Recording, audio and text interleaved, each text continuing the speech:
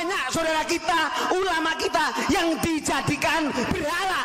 Kenapa berhala? Rohnya sudah tidak roh Pancasila, beralih dengan roh Yaman. Bahaya ini. Hati-hati. Santri Nusantara lebih kejam. Sekarang Lutfi para habaib adalah berhala di milenial karena rohnya tidak roh Pancasila. Betul enggak? Ini ada masukan dari Mandala Putra. Iya, so. Kaki Habib yang gila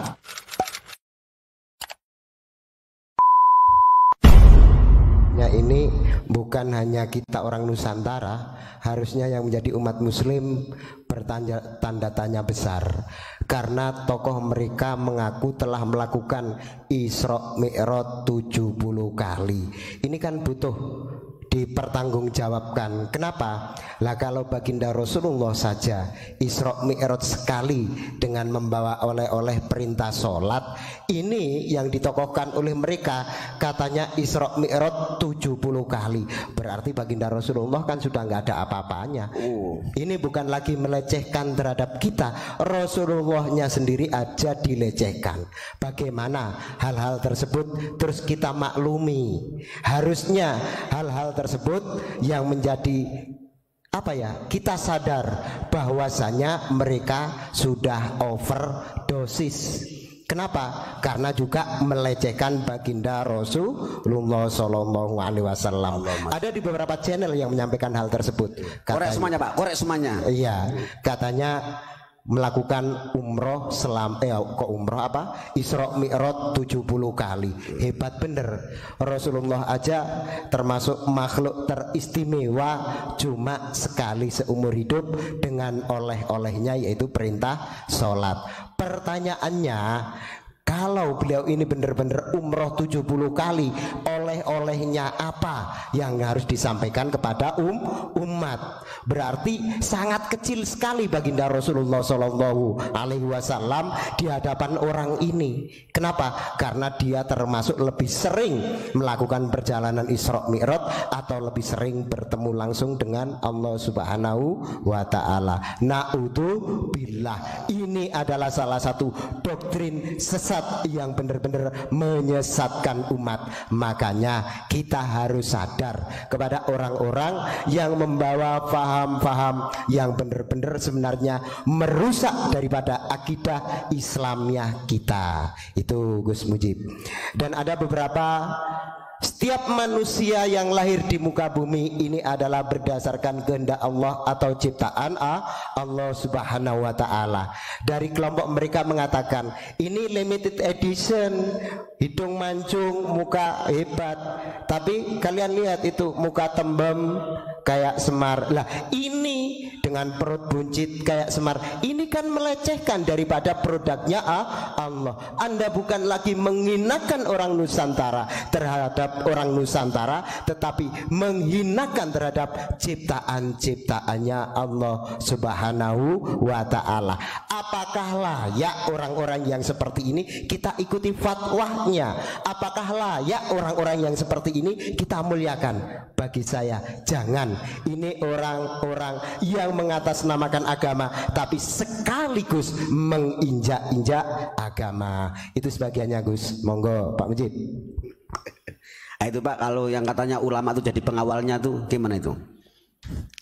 Ya, ada ya kan?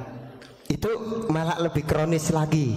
Kenapa? Yang saya tahu al ulama warasatul anbiya. Jadi ulama ini adalah warisan daripada para nabi. Bukan ulama menjadi pengawalnya Togut itu. Maaf saya katakan togut. Kenapa? Karena beliau dengan lantang mengatakan negara kita adalah negara togut. Lah kalau ulama jadi pengawal mereka, bagi saya ya salah. Ulama warasatul anbiya, bukan pengawal para habib-habib. Ini laknat, ini benar-benar laknat. Nggak ada ceritanya di dalam sejarah ulama sebagai pengawalnya para habaib. Dipertegas Pak Mujib, saya kurang senang mendengar kalimat kalau ulama sebagai pengawal, atau lebih identiknya seakan-akan ulama adalah budak-budaknya para habaib. Monggo dipertegas. Terima kasih. garisnya al ulama warathatul anbiya diganti al ulama khodamatul habaib gitu. Lewat. Oh ya, terima kasih. Kemarin Pak Mujib menyampaikan bahwa kenapa sekarang ramai kubu Wali Songo ibarat kubu Hasan Hussein dengan kubu Ba'alawi. Yang jelas kan gini, ini Pak Mujib kalau teriak jujur aja dikemanakan pribumi, betul nggak?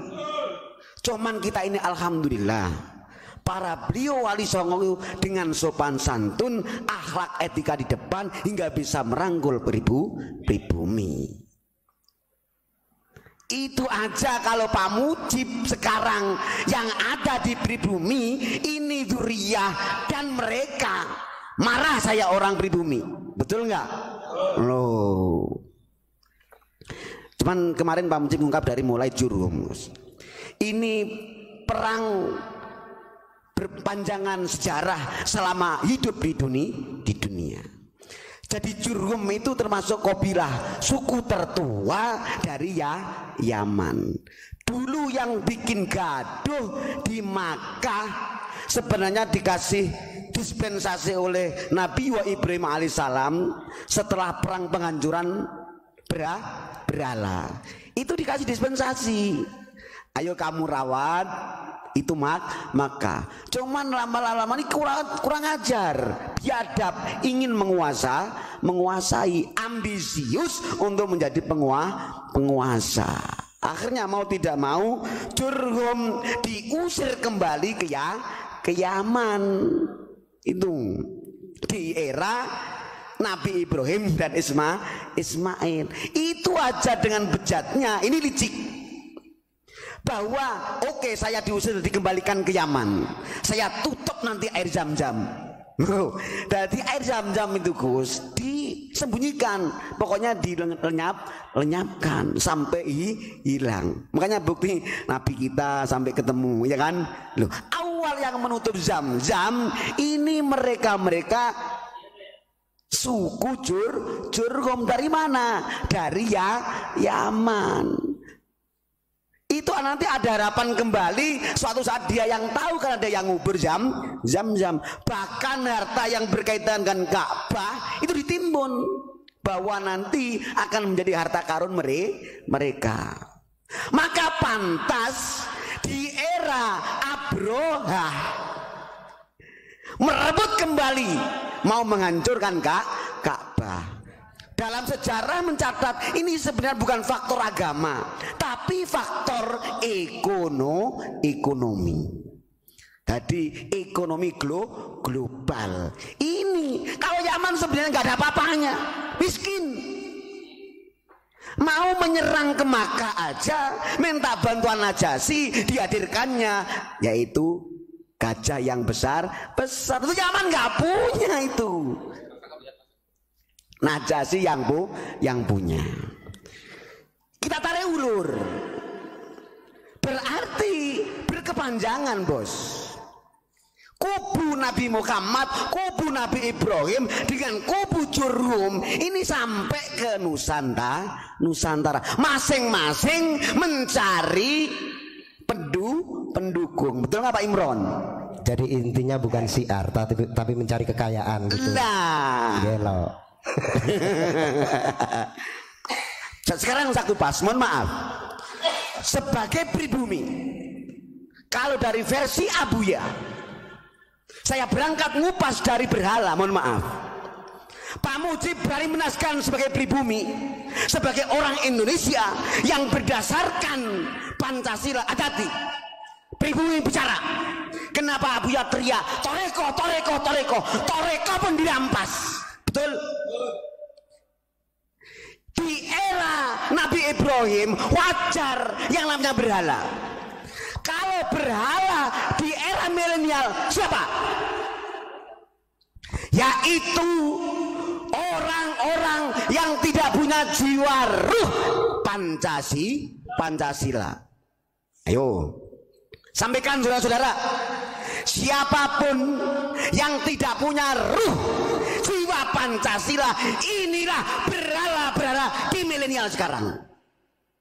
Betul? Nah. Lutfi berani merampas seluruh torekoh, dirampok dengan dalih bahwa toreko terbaik torekonya habaib. Banyak di videonya. Dia mau menghabaibkan dari Sabang sampai Merauke. Indonesia ini yang ditakutinya. Kalau roh sudah dirampas, bahaya. Banyak saudara kita, ulama kita yang dijadikan berhala. Kenapa berhala? Rohnya sudah tidak roh Pancasila, beralih dengan roh Yaman. Bahaya ini. Hati-hati. Santri Nusantara lebih kejam. Sekarang Lutfi para habaib adalah berhala di milenial karena rohnya tidak roh Pancasila. Betul enggak? Ini ada masukan dari Mandala Putra. Iya, so. Kaki Habib yang gila atau yang maksiat masih lebih mulia daripada kepala kiai yang bersorban atau kiai yang nikahi hadis Ba'alawi. Itu dikatakan tae. Ini kan kurang ajar. Kiai runtang-runtung ke pemerintahan ini adalah kalimat-kalimat yang sangat tidak mendidik. Bagi saya pernah ada kalimat seperti ini. Kalau habaib yang gila, katanya nasnya masih duriah Nabi. Kalau kiai yang gila, bagaimana? Jawabannya sebenarnya sama. Habaib yang gila dan kiai yang gila wajib masuk rumah sakit jiwa. Nggak ada yang hebat dan nggak ada yang istimewa. Hanyalah orang yang nggak waras yang mengistimewakan orang gila. Pakai pikiran yang waras. Walaupun Anda habaib, kalau gila ya cepet-cepet bawa ke rumah sakit jiwa. Itu saran saya. Yo. Jadi jangan mentang-mentang habaib kalau gila masih istimewa. Ya ndak, orang nggak waras kok istimewa. Istimewa apanya? Segera bawa ke rumah sakit jiwa biar sembuh mentalnya. Itu Pak Mujib, karena ada masukan yang sangat menggelitik. Masa orang gila kok lebih istimewa?